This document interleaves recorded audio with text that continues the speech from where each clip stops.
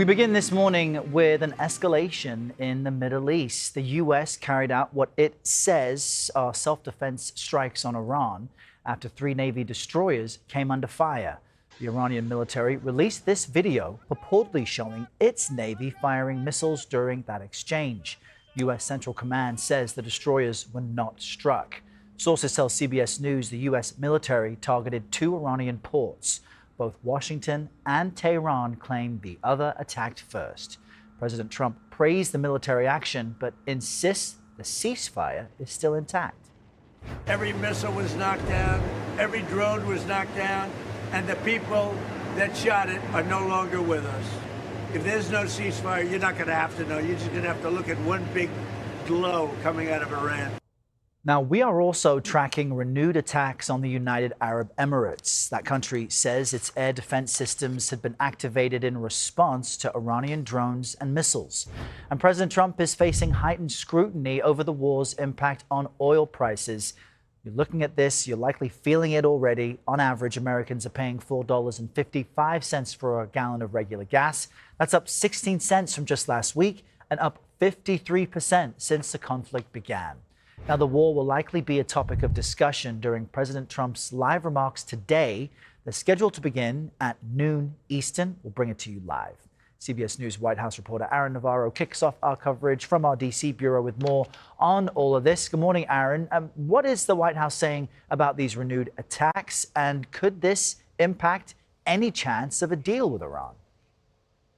Good morning, Errol. Well, yesterday evening, you saw President Trump almost be boastful about the sinking of Iranian drones and missiles that came for these U.S. ships in the Straits, as well as the U.S. strikes on launch sites on 2 ports that border the Strait of Hormuz.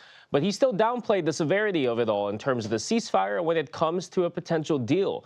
At one point, he called it just a love tap, and U.S. Central Command say they do not seek escalation.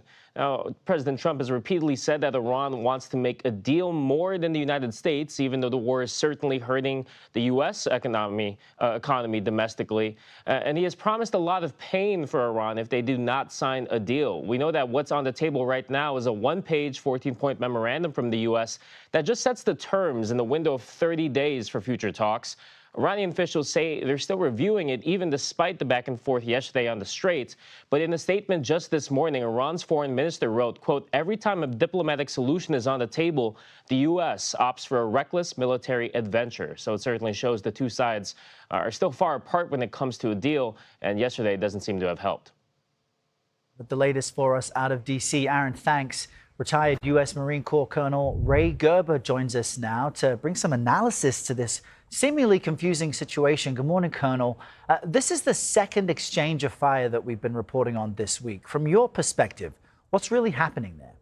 So, Errol, I think it's important to get into the details. Earlier this week, it was reported that we cycled in 2 destroyers and a couple of U.S.-flagged merchant vessels left. What Reuters and others are saying is that yesterday or overnight's attacks were cycling 3 destroyers out. I think militarily, you could look at that and say, 1, illustrates we can move through the Straits.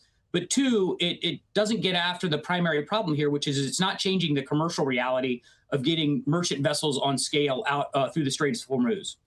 And, you know, the administration, through the president, claims the ceasefire is still in effect, yet we have these attacks from both sides. And as Aaron just reported, the closest we get to a deal is this 14-point memo, which really only gives 30 days of breathing room.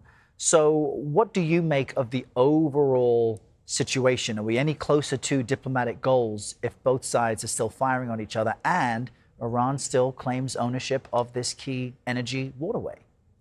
I think that the ceasefire is tenuous. I think that the reactions back and forth illustrate that on scale, but I don't think it stops the negotiations necessarily. I think your last point is perhaps the most important one. A lot of this posturing using military force from both sides is really getting after what is going to be the end state as it relates to the Straits of Hormuz when the dust settles with everything.